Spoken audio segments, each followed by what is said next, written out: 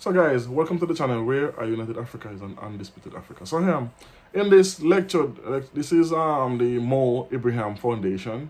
There is a couple presidents, African presidents, in attendance to this lecture, and President Ruto was one of the main speaker. But let's listen to this. It's like an hour long, so take your time to grasp the entirety of what he's saying, and if you agree with him, because it's been going around now saying that maybe President Ruto of Kenya is maybe a puppet of the West, but I haven't come to the conclusion yet. For the time being, I've only seen him make one mistake, is when he joined up with America to enter Haiti.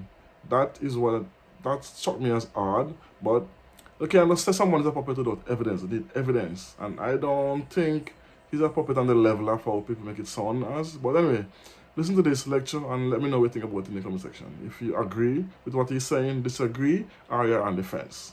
As always, boom. The current global financial system was set up against a certain context. Yeah. That context has since significantly changed. And therefore, it is struggling. The current financial system is struggling to respond to the challenges of the moment. Yeah.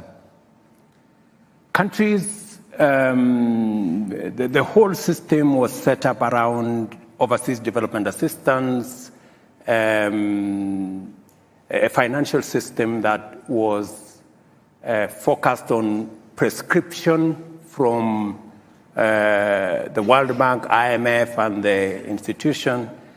And sometimes those prescriptions went the wrong way. There wasn't room for emerging, frontier, new ideas on how to finance development. And as a result, you find that the system has not responded to frontier economies, emerging economies. A case, for example, is what happened in Greece.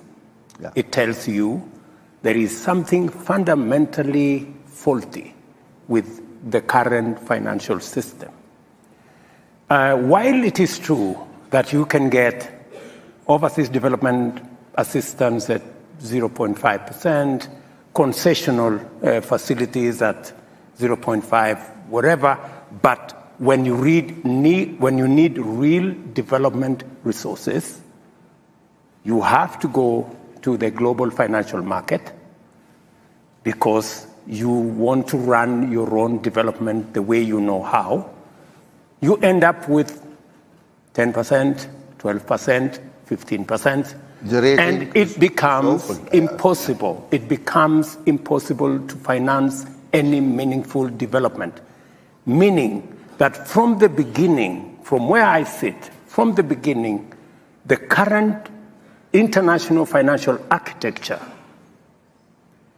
is, to put it bluntly, rigged against those of us in the global south, because we cannot meaningfully address our development needs using the financial resources from this architecture. The message from our panelists and eminent economists and wonderful people here was very clear. This cannot work. The rich borrow very cheaply. The poor pay incredibly. I describe it as, mafia type of rate of interest. And it's ridiculous how you do that. And the rating agencies actually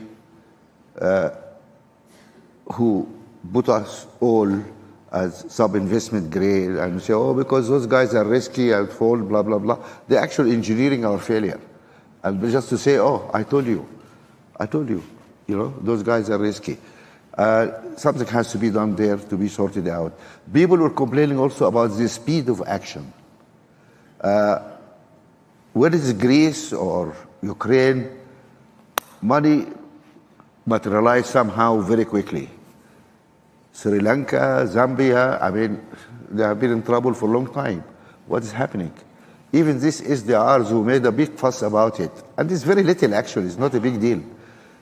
still stuck in the system, what to do, so this whole system needs really to evolve, and we agree with you. And when you see the debates you had here, that's going to reinforce your message. Beside the financial systems, you are holding, I was surprised actually, you are holding a climate summit here. Oh, you said it. A climate summit here in a few months' time, just a couple of months before COP. Let's be frank. You don't have trust in COP. Why having this just 2 months before COP? Because we tell Amina, look, Amina, we don't trust you guys. Where is Amina? Yeah, because in the COP, there's thousands of people go, and then what happens? Then you find the Africans now have their own summit, and tell us your story. Why you want to have this summit? I don't want to put words in your mouth, please, so you don't get in trouble with her. More, before I answer to the Climate Action Summit, which is going to be between the 4th and the 6th of September, okay, I wouldn't go as far as you said, mafia. I hope not. Yeah, you shouldn't. You're a president. I'm not. Yeah. But I would say the following. I would say it is our responsibility. They say it is the wearer who knows where the shoe pinches. Yeah. So it is our responsibility to engineer the debate that will put on the table our perspective, our point of view on what kind of financial architecture, global financial architecture that would work not just for us, but for everybody. Yeah. Because it is true that you cannot continue to have the kind of inequalities that are there in the world, because that is why you have all this migration left, right, and center, and you can never have peace until everybody has peace. Yeah. Therefore, unless and until we have a financial system that works for everybody, that financial system, therefore, does not work for nobody. Yeah. Right? So it is the debate we must have, it's the conversation we must have, and we are not asking for an unreasonable conversation. As I said here yesterday, we are asking for a win-win architecture that brings on board everybody and does not price others using risk. Or Africa is risky, or this is risky, or In fact, we can authoritatively say Africa has the highest return of an investment. I don't know how that becomes risky. Let me come back to the climate. To climate. Why have this climate? We have, as a continent, as people from the global south, we have attended COP 26, 27, and the conversation has been a good conversation. We are focused on adaptation. We are focused on loss and damage and that conversation. From where I sit, that conversation is structured from somewhere. It is not a conversation that we have generated from our end. We also have ideas on how we can fix this global problem. And why we are having the Africa Climate Action Summit in Kenya is because, first, I'm the chair of the Africa's heads of state on climate change. Okay. And therefore, it gives me responsibility to work on Africa's position when we go to have a conversation with the rest of the globe. That's number one. But much more importantly, yes, it's good for us to have a conversation about loss and damage. Yes, it's good for us to have a conversation about adaptation. But we need to have the more important conversation about climate investment. How do we... The real conversation is how to get to net zero. Yeah. That is the real conversation. Yeah. and investments on how to get to net zero, how to re-engineer the globe towards that direction. Investments that are being discussed is in the region of 150 trillion US dollars. The only conversation that is being discussed about loss and damage is 100 billion. It is not a tenth. It is not 1%. So we are being consigned to a debate at the corner about loss and damage adaptation, when the real conversation about investment is happening elsewhere. Why we are meeting in Nairobi on the 4th to the 6th of August is because we believe that it is no longer possible to continue to assume that Africa cannot develop and at the same time have climate-resilient growth. Because for a long time, people thought maybe it is not possible for us to have a conversation about development in Africa and at the same time to have a conversation about climate-resilient development. But science has proved, using technology, it is actually possible today. Because of technology, we can actually have a candid conversation on how to leverage on the huge resources we have in renewable energy. There were people who thought that it is not possible to decarbonize our manufacturing or to green our industrialization using green energy because it was expensive to have panels. It was expensive to have wind technology that could actually harness the huge resources we have in our continent to drive our development. But today, science and technology has proven that it is possible to unlock the huge potential of green energy in our continent, yes, not only to drive the greening of our manufacturing and industrialization in this continent, but in fact, the globe needs the resources we have in this continent. If at all, we have to make serious steps in ensuring that we save the world from fossil fuels. Yeah, but you see, wonderful. Do you understand why we are going to have this conversation on the more? Yes, it is very important because we want the world to understand that we do not want to come to the table as victims. That's not what we want to do. We want to come, we have our own ideas. We believe we can make a contribution towards sorting out this global challenge. It's affecting us the most. We have contributed the least, but that is not the conversation. We are telling the globe that we have ideas on how to sort out this problem. And we want Africa to be part of the answer. We are not going to accept to continue to be labeled as victims. Good.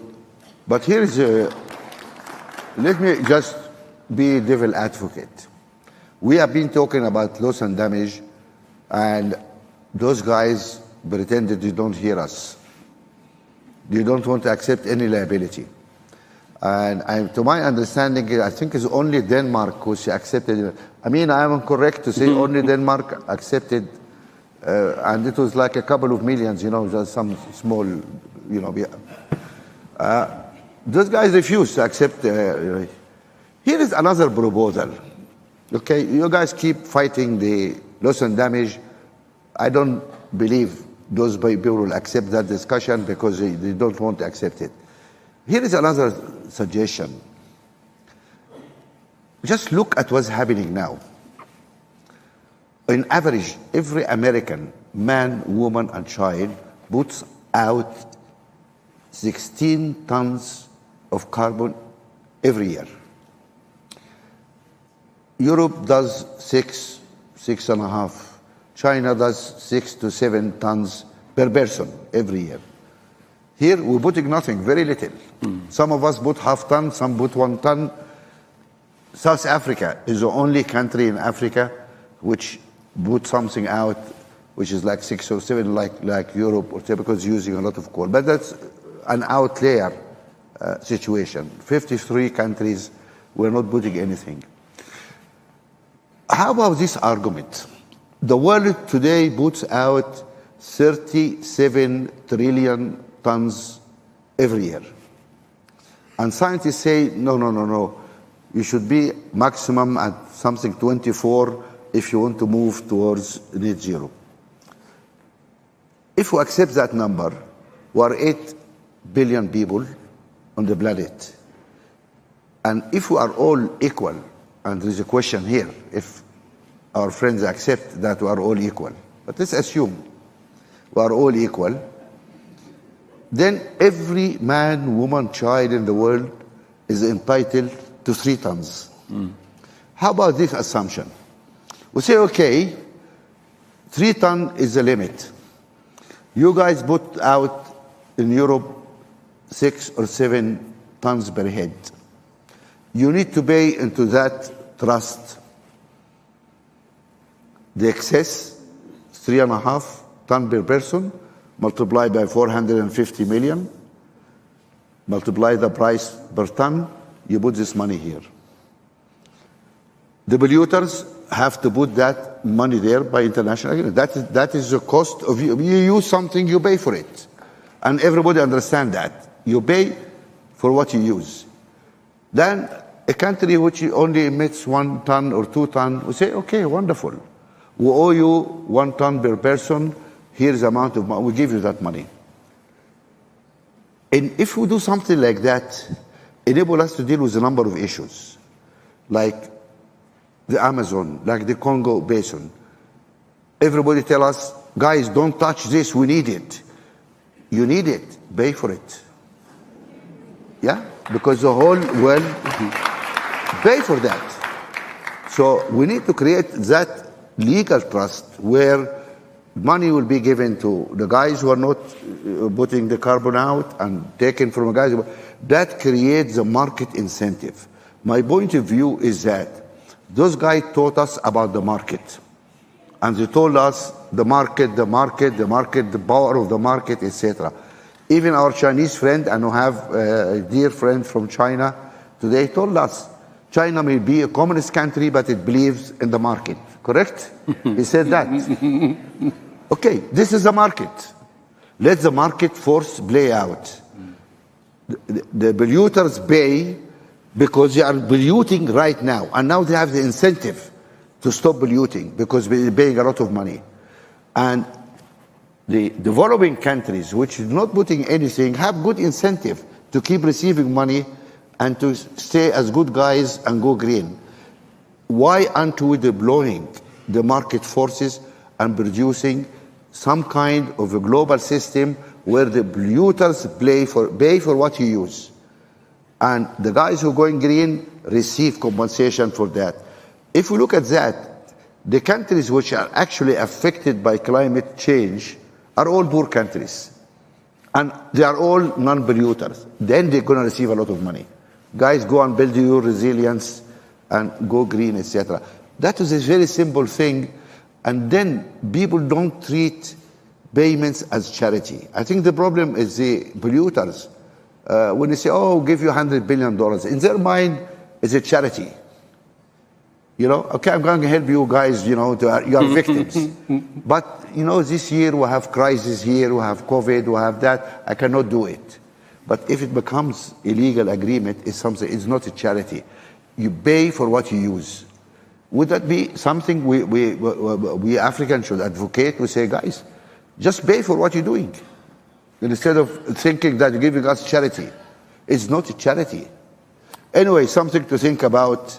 But what is important, I think, is to try in your summit to develop a coherent African voice. We need one coherent African voice. 1, 2, 3, 4. And instead of going with 54 very weak voices. That's how to amplify, and I really look forward for that. Thank you. So that was about climate, and we talked about the rigged financial system.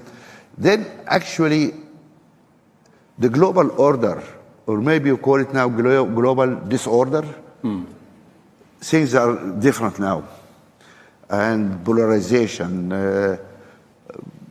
The things are changing around us. How Kenya is gonna navigate now when you have all these competing powers and a lot of antagonizing going on between these powers? I imagine you are pulled this way and you are pulled that way and you pressured here, pressured. How are you going to navigate that to maintain the best path for Kenya? Well, I think you made a very powerful point. I don't know why you don't want me to respond to it, because... No, you're free to respond to anything. Did I stop him responding? You have because the mic. You have made a very powerful point about emitters and what do we do about this whole space where we're having a conversation and it's not quite coming out, and it's looking like, as you put it, it's charity. We're trying to help those guys. They are victims. They are affected. That kind of conversation.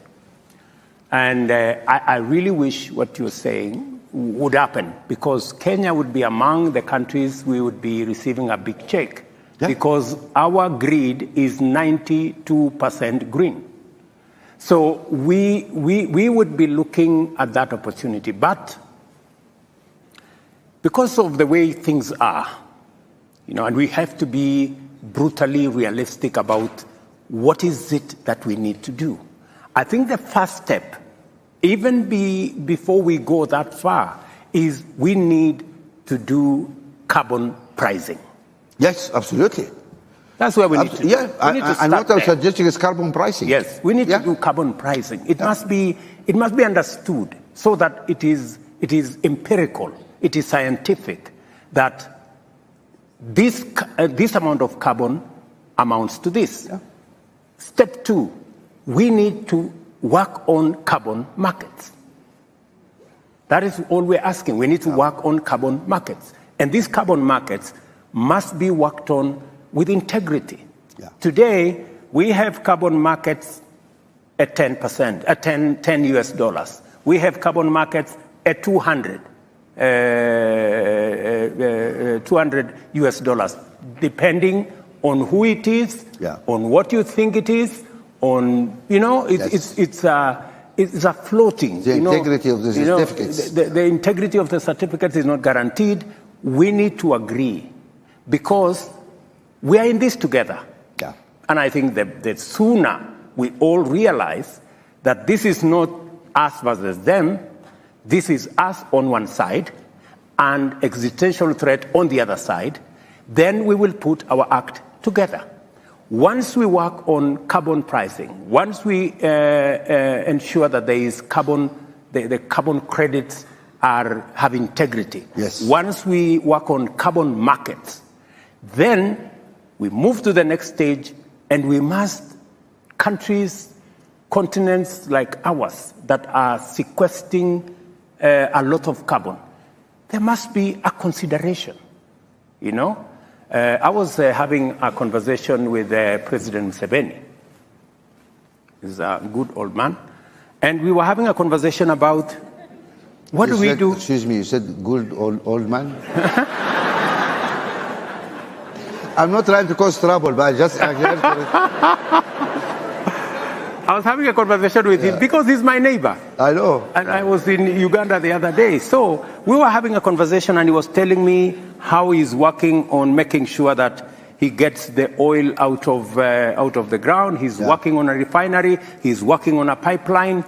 In the context of all this fossil fuel climate change debate, and I was asking him, how are we going to, to marry what we're doing, what climate change? And he was saying, up and until somebody tells him why he cannot use his fossil fuels, and who is going to compensate him for not using his carbon fuel, while others have used theirs and developed their industries, then he will continue until somebody convinces him otherwise. I understand. And I find that conversation, you cannot argue with him.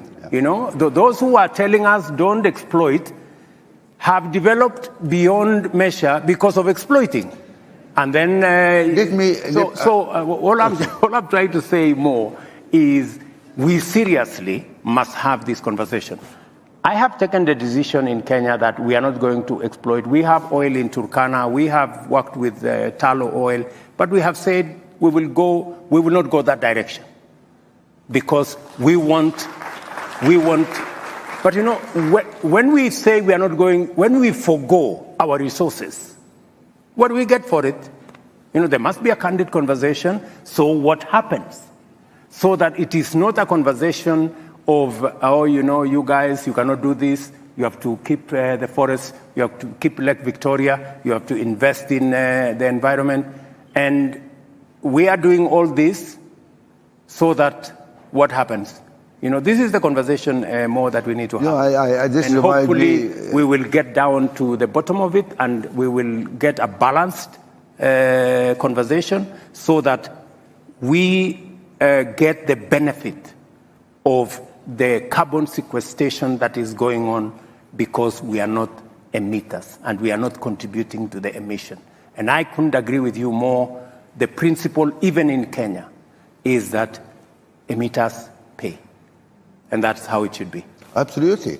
And I was smiling before because when you talked about the carbon market, because tomorrow we are launching an initiative here about the African carbon markets, and it's going to be led by two very competent people. Dimolola, is she here? Dimolola? Where is she? She gone to sleep. And also we brought the man who designed the European market, carbon market. Okay. And we launch it because we need to find a way to really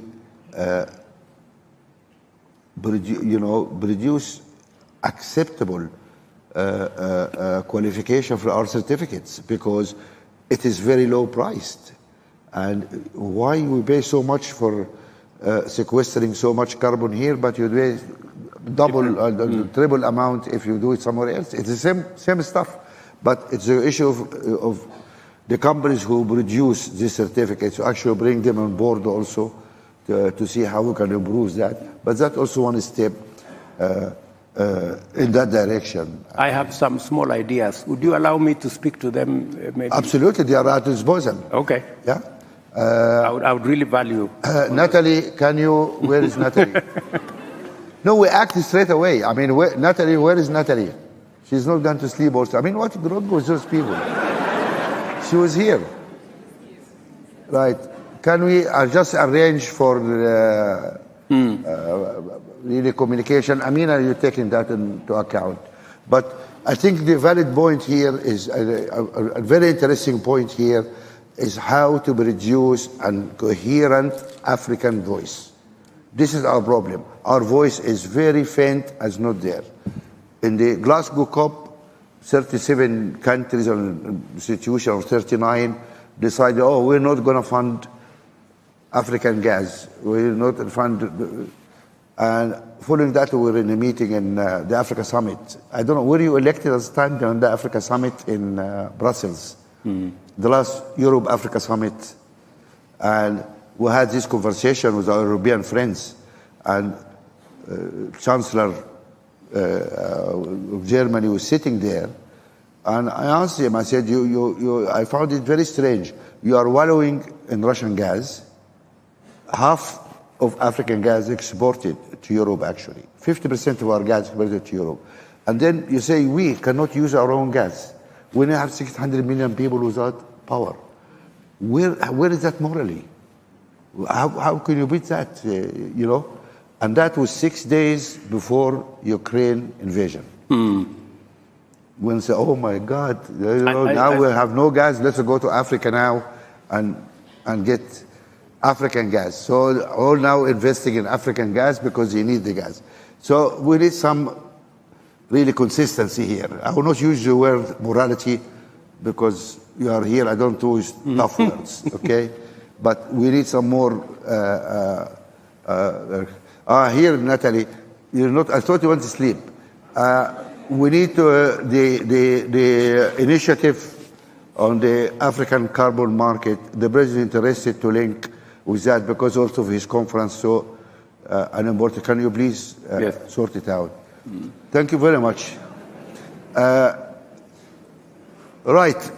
We'll move now a little bit from the global issues because I think we don't have much time. Maybe I don't know. To the region here. And if I look at the map, you are an island in a troubled neighborhood. Maybe Tanzania is good, is at least safe enough at the moment, and I hope to stay safe.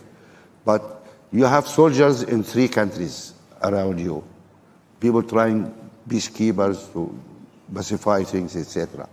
That may end up being 4. If we send people to my country in Sudan, we're going to need your soldiers, by the way, there sometime. Now, this is a tough situation for you because this neighborhood is not nice. Really, it's not nice. I mean, of course, beautiful countries, but what's going on is not nice.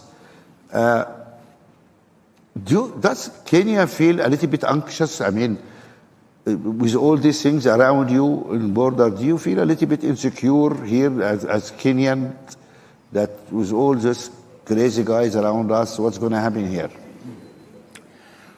Well, it is true that we live in a tough neighborhood because we have a 1,000-kilometer border with Somalia, which has not had a functional government for 40 years. 30-something years. We have a border with South Sudan. They have major challenges. We have in the neighborhood also in DRC, where we have our soldiers trying to pacify the eastern DRC.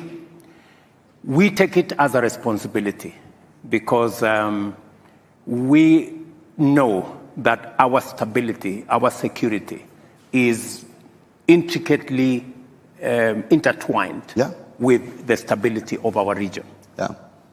And we believe using the architecture that exists, whether it is East African Community, IGAD, or indeed I was having a frank conversation with my brother Musa Faki, as the AU, that it is really time that as a continent, and I shared my thoughts with Musa Faki, that as a continent, we must take charge of our destiny. Yes. We must take charge of our security. 60 years after the formation of the Africa Union, we cannot continue to depend on Europe, the EU, the US, China, and I don't know which other place, to manage our own affairs. I think it is time. And that is why we took the decision in DRC. We didn't look for resources from, I don't know which organization. We used Kenyan resources. Wagner, you heard about Wagner? Yeah, we are at Uganda. We agreed that every country should deploy troops using their own resources because we need to take charge of our region.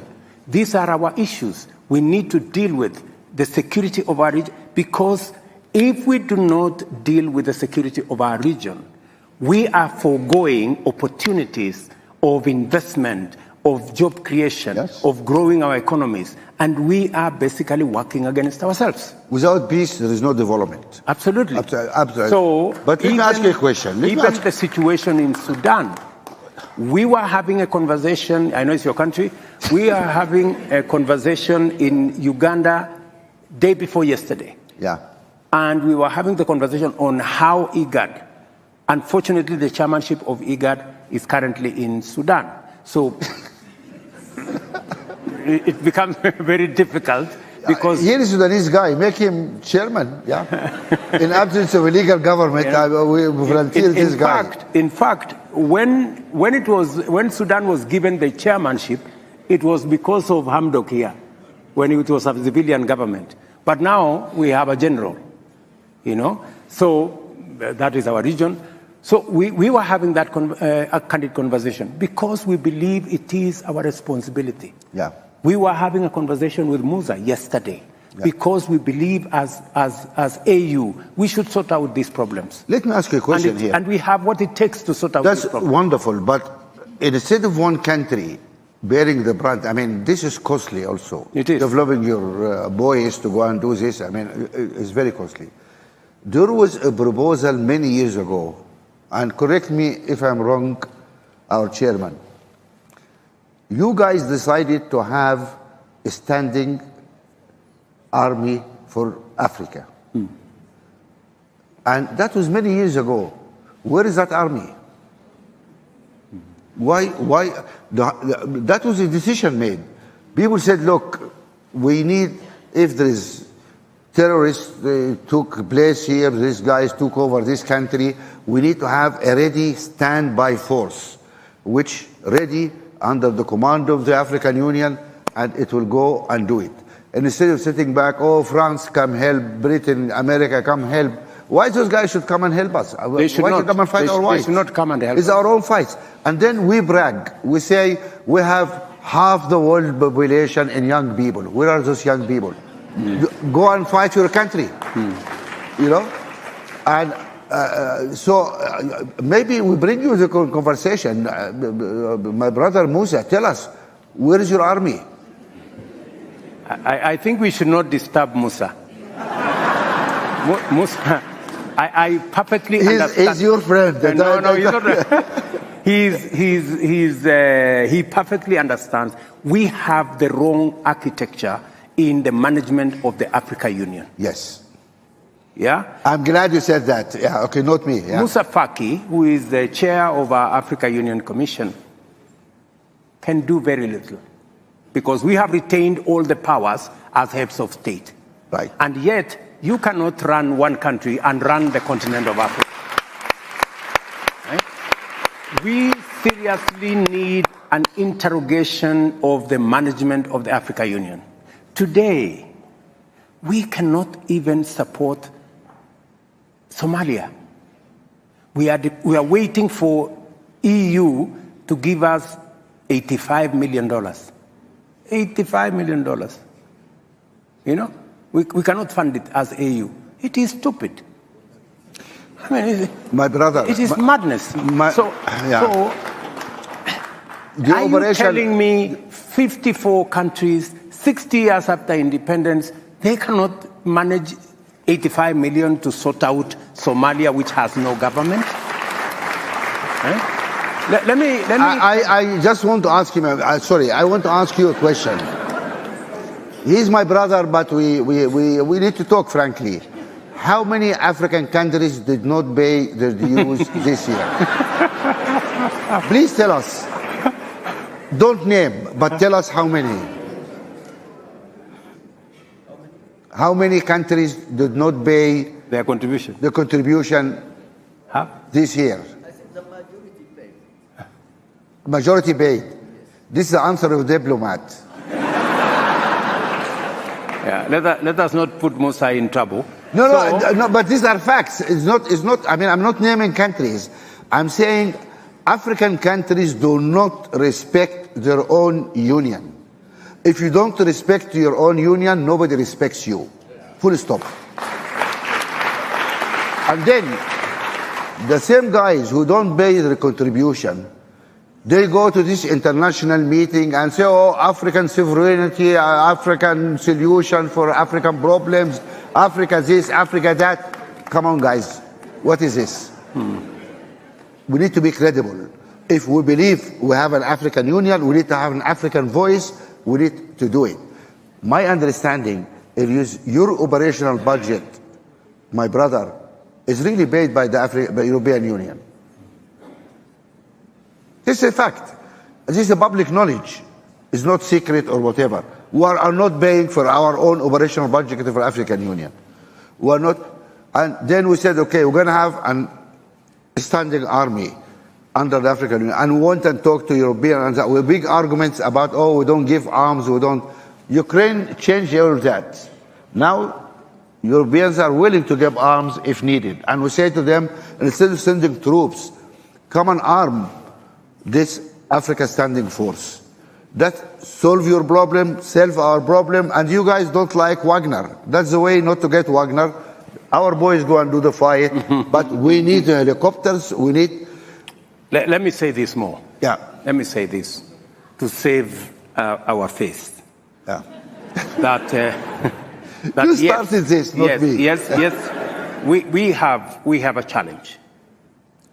And the positive thing is that there is a realization that it cannot continue this way.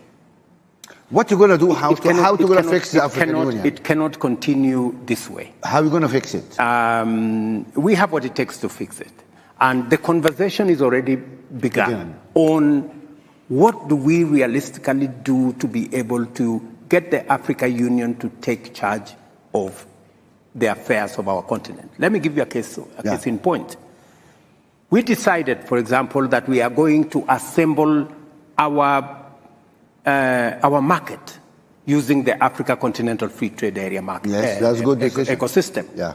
And the positive thing is that it was unbelievable at the rate at which we were able to achieve consensus and we were able to achieve ratification. And I want to tell you, it is among the things that happened in the shortest time possible. It tells you there is greater realization that unless we act in concert, unless we act together, we are unlikely to make any impact anywhere. How many African presidents are on board? We have, at least on the market issue, we have put that together.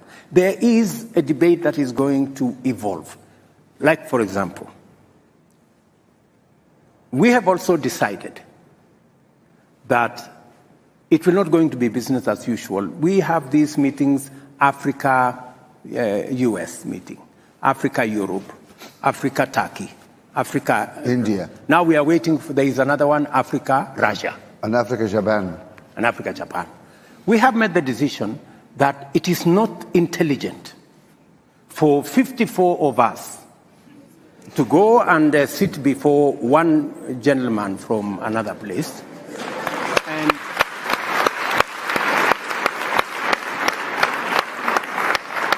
I mean, and sometimes we are mistreated. Yeah. You know, we are loaded into buses like school kids. You know, and it's not right. Well, you are summoned. You know, it's not right. So the decision that we have made as AU is that going forward, if there is going to be a discussion between Africa and any other country, we are going to be represented by the chair, the outgoing chair, the bureau. Let us chair of the commission or the chair and the chair of the RECs, and we have 5 RECs. That should be sufficient for, I mean, a meeting of maybe 6, 7. Yeah. That should be able to represent Africa. And that is the position I am taking as the president of Kenya. For any other meeting that we are going to have with all these requests that we have a meeting between Africa and one other country, we respect the sovereignty of others. I think to ask for reciprocation is not to ask for too much. No. And for us to agree that let us have this kind of setup. The only, because I had a conversation with President Kagame, and he actually led that particular position. I have had a conversation with Prime Minister Abiy. He believes very strongly that that should be the position of our continent. Because, as you have said, if we don't respect ourselves, nobody is going to respect us. And we should be able to take that kind of decision. Yeah. And part of that respecting ourselves is when we say African problems, African solutions, we must be serious about the solutions. It cannot be rhetoric. It cannot be talk. It must be accompanied by what realistically and practically we are doing. And with our capacity, yeah. No, this is wonderful, but just one question. Why are you having this discussion in closed rooms? Why don't you bring civil society, all those people in this discussion? Because we can also put pressure on our leaders or whatever to behave in a better way. African people need to tell their presidents, we care about Africa. That should be a priority. Unless we act really together, it doesn't work.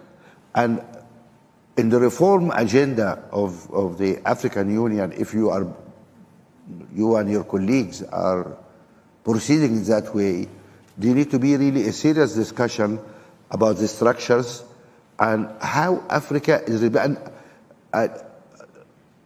One problem is African countries refuse to cede any sovereignty to the African Union. So African Union cannot sign a trade agreement in the heart of Africa. Then the African Union go and meet the European Union. This is not balanced. It is not. Because those guys had 27 countries, gave them sovereignty. Yes. But our guys here don't want to give any sovereignty, cede any sovereignty to the Union, as if, this is something very fantastic they have to keep. When countries like Germany, big countries, agreed to cede sovereignty to the collective body because they are smart. They think when they are together, they negotiate better deals. Are you the saying? only stupid guys, unfortunately, are the British, who left that collection. But look, I'm free to say that because I'm also a British citizen, and so I have my views about what happened in Britain. I know we have British. Jane is there, the High Commissioner, and the Archbishop, and I have the Minister here also. But do you agree with me? It was a mistake to leave the European Union. You agree? You're going to lose your job, I think. Anyway, BBC is not here, don't worry. Nobody watch Kenya TV, so don't worry. Anyway, so no, it's not a joke. I mean, it is truth. I mean, it is a mistake. Together, we're stronger. We do things better. And that's what we need the African people to press their governments. We need to be stronger. We need to have our union. We need to cede some of our sovereignty for the African Union. I'm not losing sovereignty because our collective sovereignty is huge. Then we are somebody which can be respected around the world. We go out there in Europe, we Africans. I want to ask you, what do you mean you are Africans? You are South African, you're Nigerian, what do you mean you are Africans? Where is your government? What decisions you are able to make? What is Africa? Unless we have an African Union and a joint, a will, and then it doesn't work. So you made commitments now in front of all these people who are going to fight for that case.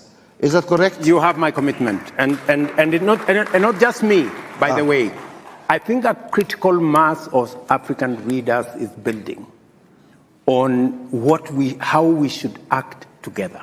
I told you this particular position of consolidating what we need to do and how we need to engage with the rest of the world was actually driven by President Kagame. Excellent.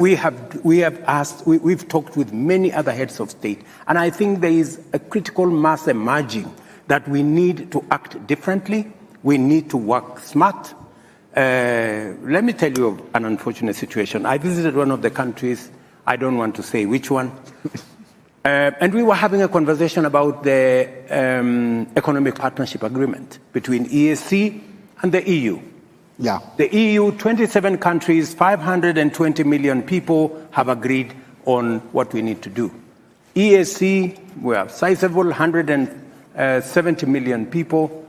Then one country, and I don't want to say which one, refused to sign. So he said, no, we need to teach these people some lesson. So I'm listening. Your country has 11 million people. What are you going now to we teach? know the country.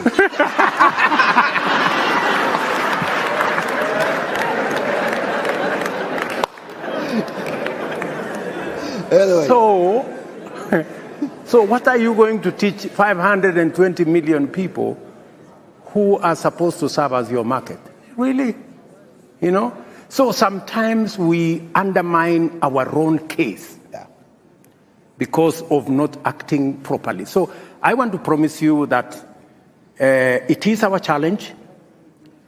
The realization alone that we have a problem is halfway the solution from where I sit. So we know that we have to change stuff. We know that we have to act in a manner that makes sure that we secure our interests, because the whole discussion, the whole discourse is about interests. What is our interest? How do we protect our interests? Because everybody protects theirs. Yeah. So this is awakening, and I think the engagement of Africa with the rest of the globe is going to change. That is why, for example, we are having the Climate Action Summit, because we want to go to the UN. We want to come to the UN General Assembly. We want to go to COP28 with an African consolidated position, speaking with one voice, the whole lot of us, so that people can know we know what we want, and we will not back down. This is wonderful. If any value for this discussion is, I think we reached some interesting commitment from the president here. No, it's useful, the commitment made by the president. My only suggestion is that mobilize the people, have trust in the people, because the pressure from the people can help produce. Get the civil society into your summit. Get them to press their governments to really to move behind you in this agenda, because that has to happen. And until you get the people behind you, everybody will drag their feet.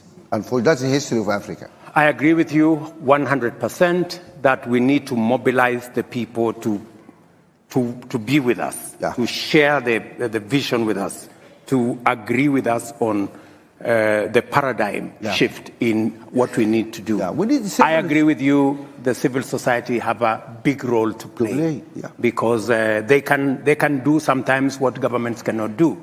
And even in Kenya, we have a robust civil society. They have made a huge contribution to who we are today.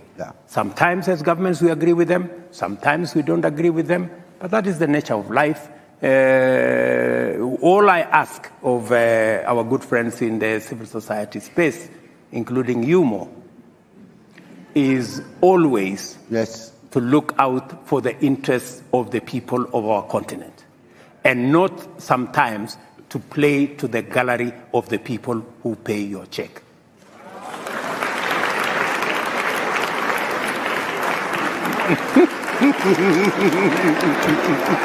What are applauding for? What you guys are applauding for? We're going to have a discussion here about civil society. We had a session actually with non-state actors here. We had the president of 5 of the biggest foundation in the world. We're all in this scale. And I'm going to send you the video of that. Okay. What civil society and what foundations are doing for Africa, it's a wonderful job. And that brings me to the issue of civil society, about who pays your check. To start with, in our foundation. By the way, no, you know, I'm not talking about more. No, but to make it clear, I don't know if everybody. We don't accept donation from anybody, government, business, anybody. Our money is the money we made in Africa from our investment in Africa, which was clean investment, and we gave this money as an African money to the foundation to do this. We refuse, by our constitution, we don't accept a penny from anybody, because we work in the area of governance. So we don't have anything, right? This brings me to the issue of other foundation which doesn't have a donor who have a lot of money to give them, which is fine, many foundations like that. Really, what bothers me is that if a foundation, not every country, but many African countries, if a foundation receives funding from external source, it is no. Some countries ask them to be registered as foreign agents. But the government of the same country go and beg for the same money from the same donor. So how civil society is agent and a foreign agent, and the president is not a foreign agent? Let's be consistent. Why the government accept donation, but the people cannot, civil society cannot have donation? What we need, of course, we need is a charter for the foundations, and we're working on. We need to have a charter for African foundations on our own governance, because we cannot just keep screaming about the governance and the government when we are not observing governance in our own foundations. We have to do. I accept that, and that should be the way to work. And I think we need to find Kenya. They have let me speak for Kenya. You guys, let me fighting is based on civil society. Frankly, let me speak for Kenya. Yeah. The same way you have made a disclosure about more foundation. Yeah. Let me also make a disclosure about Kenya. Please. We don't require the civil society to make any disclosures to government on who they get money from, how they use it. It is their business. All I said is we just the same thing, governance. You demand of us governance, rightfully, legitimately, and that's the right thing to do. The same should be demanded of civil society, the way you have said. Agree, but Mr. President, I think I'm sorry about my ignorance. I hope you have a charity commission here, because charity need to state an annual financial return, exactly how much money they received, from where it went, how much paid their directors, how much paid their.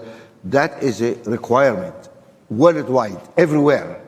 In America, in Britain, everywhere required. You need to implement that too. We have an NGO coordination council that takes care of all. You need to do that, because that removes the fog and suspicion. Yes. Here we are clean, we're doing the right job. I think that's good for both sides. But I heard complaints that there is some tightening of the space over the, for civil society for a few in years. Kenya. Yes. Is that true or not true? It is very untrue. Really?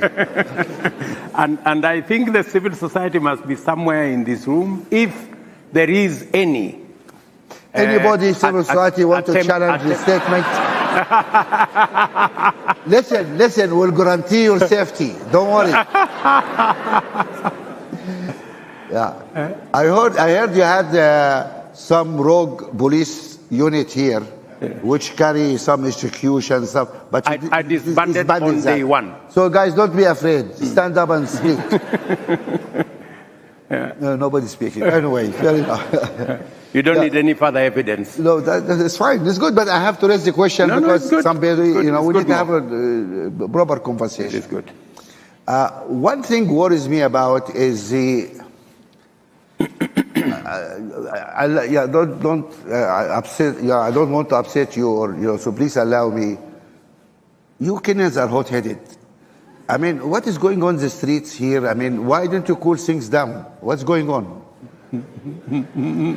Convoys here and tear gas and this. What is, why don't you, you can see, I call you hot-headed. I call our people in Sudan stupid and criminals because we went too far. You look at our example and, cool it down. I mean, why aren't you talking to each other? More. You see, we have a constitution that provides for how we conduct ourselves. We have institutions that make sure that everybody lives by the rules and operates within the parameters of the law. We had an election, and it was observed by the international community. It was accepted. In fact, my predecessor said, I think a day ago, that he handed over to the gentleman who won.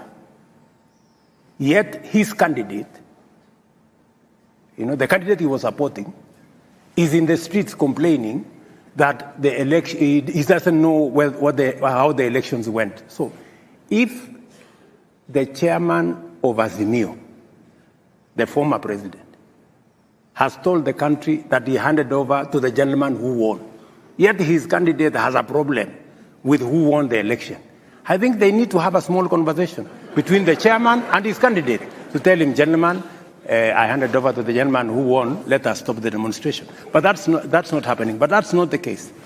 I did take the step, as president, to deal with the situation because they raised 4 issues. Issue number 1, the high price of food commodities. You know as much as I do that that's not a Kenyan problem. But I said, okay, let's have a conversation. They raised number 2, that that they're not satisfied with the outcome of the election. We all went to elections. The international observers were there. It was validated by the institutions of government, the institutions of the Constitution. The Supreme Court validated. 5 months after the election, they said, there is a whistleblower who has now said he has given different results. In which country more is elections determined by whistleblowers?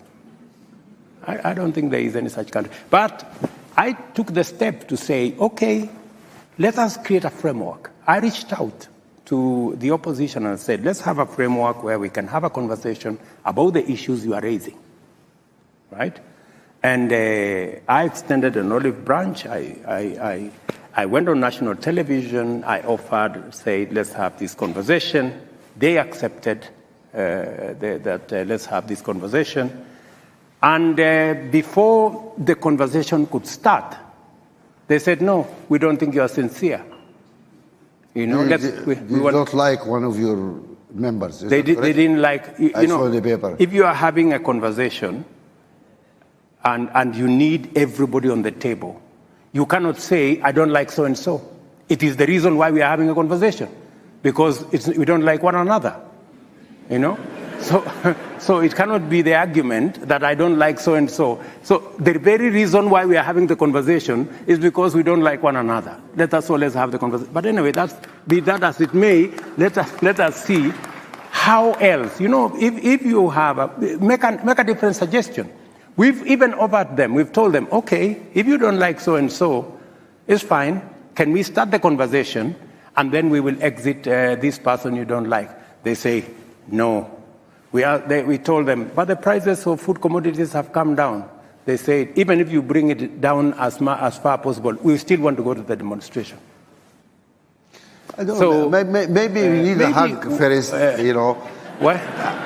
Really, because my brother. Since these are your friends, why don't you reach out to them and have a conversation?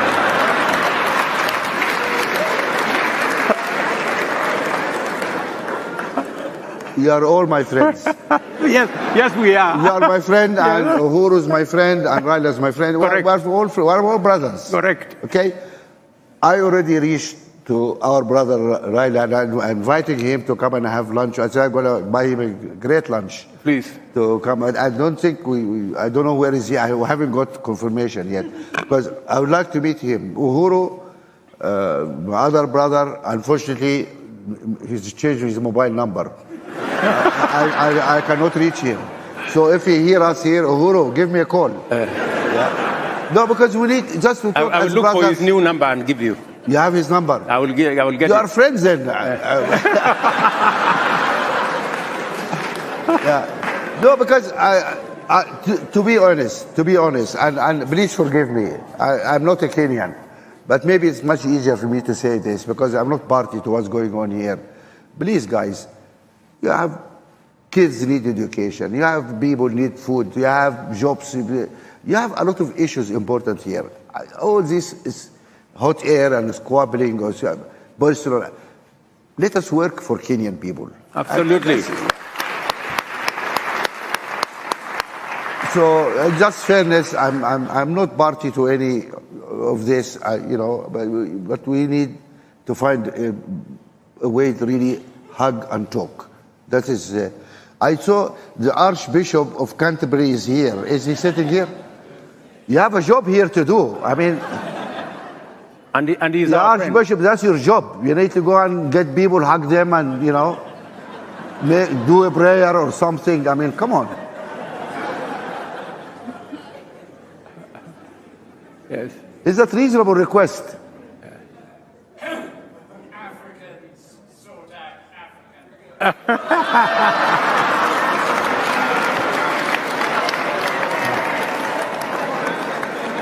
I don't understand, but I thought Christians also sort Christian people.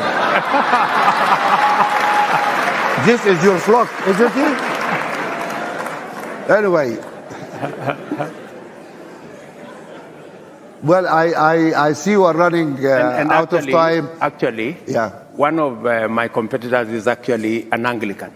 So I think the Bishop of Canterbury can do a very good job there. When you come for lunch with us, join us for lunch. Maybe you can, you know, start a conversation. And you can start with the prayer. Anyway, we try. I mean, when we couldn't do it, then we hope God can do it for us, you know, but he's reluctant, you know, so what you do. I don't want to take too much of your time, but before I go, just another personal question. I hope you don't mind. It's okay, Mo. My daughter the other day, you know, she told me, do you mind if I call myself first daughter? And I said, what is first daughter? She said, oh, you're going to meet President Ruto. I said, yes. She will ask him, what's the first daughter? What is this first daughter thing? Do you have a first daughter? I think, Mo, you are harassing me. I'm not harassing you.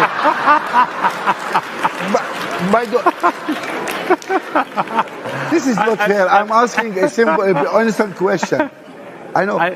I agree. Maybe on this particular one. But Mr. President, It is this it is- country it is, had. It is a Kenyan joke. Yeah. Because my innocent daughter Charlene put on her Twitter account, and I asked her, why have you put this first? She says there are, I think, what are those accounts that are duplicate? Parrot or something? I don't know. I'm not very. Yeah. There are so many accounts in her name which she has nothing to do with. I see. Fake account. Yeah. Okay. Fake accounts. So I told her, but you know, this will be misinterpreted to mean something else. But she says, that's how I have chosen to do it. And I think let us just leave that to be. So, okay. But are you telling me that you have no intention of creating a third dynasty here? I think I think the people of Kenya have moved on. And my position is that if you look at the way I look at how we should move, inclusive growth, inclusive development, if you look at my political philosophy, I do not believe that everything should rotate around the president, even if that is William Ruto. Members of my family are not participating in any politics. And I'm not saying that they should not, if they want to, but they should. But I have made the conscious decision that it is enough that the people of Kenya have given me the honor to be president. It is not in my place to use it to promote my family. It is in my place to use it to promote the children of other people so that they get the same opportunity like the one I have gotten. And that is why I have a very big argument with some of my competitors who use the office they get whenever there is a nomination. They nominate their daughters, nominate their cousins, they nominate. I don't think that's the best way to use opportunity. I think opportunity should be spread. If you have gotten an opportunity, reach out to somebody else to give them a lift, to give them a hand up so that they too can become something. It shouldn't be just around your family. This is a wonderful statement, and it is recorded. Yes, it is. 8 years from now, we're going to play it back. Very good. Because many African presidents say good things at the beginning of their time and then change later on, but we believe you're going to stand. I don't know if I should say this or not, but one African president, who probably a friend of yours, 40 years ago, wrote a book and said the problem with this country is every president who wants to come here doesn't want to leave. He has not left for 40 years now. I tried to send him a copy of his book with his ambassador. He said, no, don't give it to me. He said, oh, he's going to fire you if you hand this over. But anyway, but we have this statement here in front of everybody. There is no new dynasty. There is no junior, Ruto Jr. or first daughter, stuff. I don't mind. I have to ask this question. No, if I don't ask more. Yeah. Please, you're free to ask me any question. But I'm not harassing you. Consider I'm harassing you. I'm not. With a light touch. And I'm going to revenge. Oh. That is serious. Really, you have been a wonderful, really guest in our discussion, and we thank you very much, Mr. President. Please.